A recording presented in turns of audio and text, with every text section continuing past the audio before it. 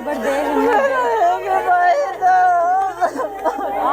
आप अब अकेली बची हैं। माँ बाप आपके, वो भी कत्ल हो गया। आपके वालिदैन माँ बाप की डेथ होगी, बाबा को भी कत्ल किया, चाचे को भी किया, भाई रह गया था। एक है।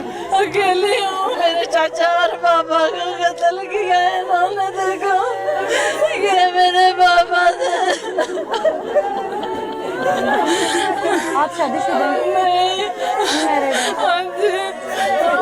क्या दुश्मनी की आपने? जदाद की खातिर पहले पापा को चाचा को कत्ल कर दिया, फिर मेरा भाई एक था उसको भी कत्ल कर दिया। कितनी जायदाद थी जिसकी खातिर ये सब? 60 एकड़ जमीन थी। 60 एकड़? हाँ जी। अच्छा जी। तो अभी कोई लड़ाई झगड़ा हुआ था? नहीं, कुछ भी नहीं था। मेरा भाई तो कुछ भी नहीं कहता, पूरे गांव से पूछ लो, कुछ नहीं कत्ल किया वो भी तो आपके रिश्तेदार है। अब वही उन्होंने जिन्होंने पापा को कत्ल किया था, चाचा है वो। पहले किया था? 2010 में किया था। 2010 से लेके 2023 तक उन्होंने भाई को कुछ नहीं कहा? नहीं, उन्होंने ना मेरी मामा को ना धमकियां दे के सुलह कर ली थी, तो फिर उसके बाद अब मेरे भाई को भी कत्ल कर दिया। सुलह के बाद कत्ल किया? हाँ जी। सुलह के बाद दोबारा कोई लड़ाई झगड़ा किसी नहीं, बात कुछ से भी नहीं था, कुछ भी नहीं था, कुछ भी नहीं कहता, पूरा गांव गवाह, वो कुछ भी नहीं कहता था। अच्छा जी। आपके भाई की शादी भी होने वाली? नहीं, अभी होने वाली थी? हाँ जी, होने वाली थी। अकेली रह के मेरे घर को ताला लग गया। हिम्मत रखनी है आपने। मेरे घर को ताले लगे पड़े, मैं अकेली रह के पूरा घर ही चला गया। मेरी वही सारी दुनिया था। आपने FIR करवाई है? जी, पुलिस कुछ भी नहीं, मुसलमान को नहीं पकड़ रही, अब मुझे भी धमकियां देते। देखिए सब आपके साथ खड़े हैं, आपने डरना नहीं है, हम सब आपके साथ हैं। मुझे मेरे भाई का इंसाफ चाहिए। कब आपके भाई को मारा उन्होंने? ये देखो इस तरह मारा, इस तरह मेरे। कितनी उम्र थी आपकी? 18-20 साल का था। कहाँ जा रहा था उस दिन? हम दोनों गांव में आ रहे थे, कसूर रहते थे, रास्ते में जमाल आसम और जैगम ने पिस्टल सीधे। आप साथ थी जब? मैं साथ थी, अपने भाई के गांव आ रहे थे।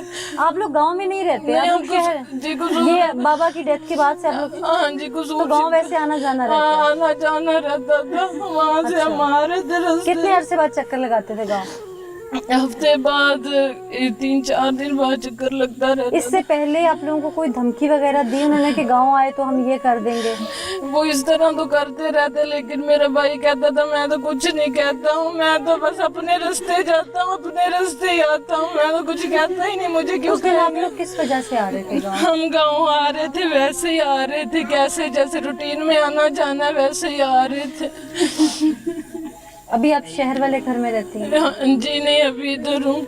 ये आपके ये किसी के घर हूँ, किसी के मेरे घर भी नहीं रहने दे रहे, धमकियाँ लगाते हैं। आपको धमकियाँ देते हैं? मुझे भी धमकियाँ आप तो लगाते खातून हैं, आपसे उन्हें क्या खतरा है? वो कहते हैं बाप को भी मार डालेंगे, मेरा इतना प्यारा भाई है। जो दुनिया से चला गया हम वो वापस ला के नहीं देख सकते आपको। मुझे उसका इंसाफ तो दिलवा तो आपने हिम्मत पकड़नी है, उसके इंसाफ की जंग लड़नी है ना। आप खुद हिम्मत हार जाएंगी तो कैसे लड़ेंगी? ठीक है, देखो इंसाफ चाहिए ना, जी, इंसाफ चाहिए। तो बस आपने हिम्मत रखनी है। ठीक है। ठीक है, आपने हिम्मत रखनी है, आपने डरना नहीं है, साबित कदम रहना है। जिंदगी और मौत का फैसला अल्लाह की जात में प्लीज करना है। मुझे इंसाफ चाहिए, मुझे कुछ नहीं चाहिए। हम दुआ गो हैं, हम दुआ गो हैं। मुझे बस इंसाफ चाहिए भाई का। हम आपके साथ हैं, हम सब आपके साथ हैं। मैं यहाँ पर सिर्फ एक ही बात कहूंगी कि IG साहब आप कहाँ हैं? DPO कसूर आप कहाँ हैं? मैं पहली दफा ऐसा केस देख रही हूँ अपने इस करियर में कि जहाँ पर कोई एक घर की ख्वातीन नहीं, तमाम गांव की ख्वातीन यकजान होकर रो रही हैं, इंसाफ की दुहाई मांग रही हैं और मुंतजिर हैं कि आप में से कोई आएगा और इन्हें इंसाफ मिलेगा। लेकिन अफसोस सद अफसोस, एक के बाद एक इनके घर का प्यारा इनसे छिन जाता है। अब आखिरी जो इस घर की खातून बच्ची है उसकी आंखें मुंतज़िर हैं कि कहीं मेरी ज़िंदगी का चिराग गुल ना हो जाए। मेरी आंखें बंद होने से पहले मैं इंसाफ ले लूँ, इंसाफ अपने प्यारों का ले लूँ, अपने बाप का ले लूँ, अपने भाई का ले लूँ, अपने तमाम रिश्तेदारों का ले लूँ। और जो लोग लालच की बुनियाद पर, सिर्फ ज़मीन की बुनियाद पर एक एक करके इंसानी ज़िंदगी से खेल रहे हैं, वो अपने अंजाम को पहुँचे। यहाँ ख्वातीन मौजूद हैं, उनसे भी बात करेंगे। गांव की ख्वातीन इस वक्त तकलीफ में है, दर्द में है।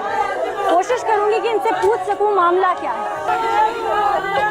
आप सब थोड़ा सा मुझे सिर्फ ये बताएं कि कत्ल की वजह आप लोगों को क्या समझ आती है। वो गम में मैं उनसे क्या पूछूं पूरी डिटेल, आप कुछ बता दें। आगे ज़मीन दे बारे प्यो नूं कत्ल कीता, चाचे ने कत्ल कीता, उस तो बाद लोक ते पाला, असीं बाहर नहीं डरदे निकल देंदे। आप क्या लगती है?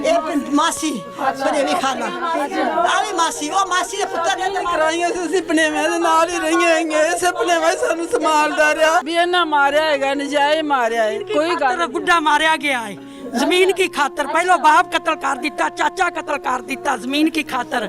मां बेचारी नूं धमकियां देंदे सी। मां ने 8-9 साल बाद राजीनामा कर लिया, मेरे बच्चे नूं कुछ ना होवे, मेरे बच्चे नूं जा ना लगे, ते पिछो बच्चा भी लगा दा कत्ल कर दिता जमीन की खातर। ये लोग इतने जालिम, इन्हें कोई रोकने वाला नहीं है। रोकने वाला रोकया किसे नहीं दा, किसे नहीं रोकया, यहाँ इसी गांव में किसे नहीं रोकया। नहीं उत्थे रहिंदे ने बॉर्डर पासे। इनकी भी कोई जमीन वगैरह है अपनी?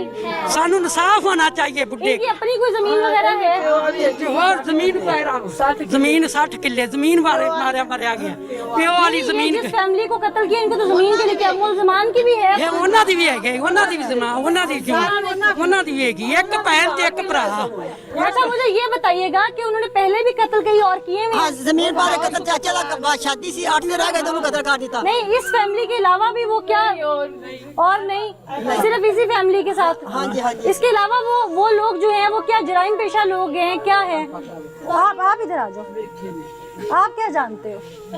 मैं इधर जिनका कत्ल हुआ मैं उनके मामू की बेटी हूँ और मुझे ये धमकियाँ देते थे ज़मीन के लिए। ये दोनों आ रहे थे रास्ते में, भाई को कत्ल किया तो अब इनको धमकियाँ देते हैं क्योंकि सारी ज़मीन इनके नाम है, इसलिए अब इनको धमकियाँ देते हैं कि इनकी जान लेके बाकी की ज़मीन इनको देंगे, तो इसलिए इनको धमकियाँ देते हैं। और कोई इंसाफ नहीं करता। SHO वो इंसानों को पकड़ के फिर छोड़ देता और वो शरेआम फिर रहे हैं और आपने दुआ भी करनी है और IG साहब सुन रहे हैं आपको, आप क्या फील करोगे? और प्लीज़ हमें इंसाफ चाहिए, हमें इंसाफ नहीं देते, इंसान पकड़ के भी छोड़ देते, हमें बस इंसाफ दे दें भाई का। मेरा ख्याल है कि ये काफ़ी है पुलिस डिपार्टमेंट के लिए कि एक मासूम इंसाफ की मुंतज़िर। IG पंजाब साहब, मैंने किसी भी मर्डर केस में ख्वातीन का इतना लश्कर नहीं देखा कि वो बैन करे। एक घर की ख्वातीन नहीं, पूरे गांव की ख्वातीन है।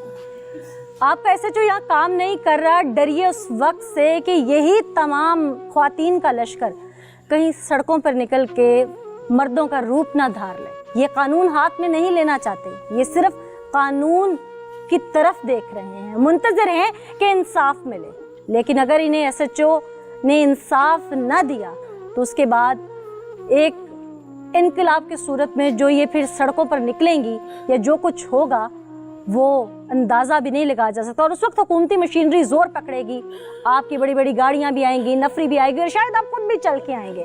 उस वक्त तमाम मीडिया भी उलटेगा।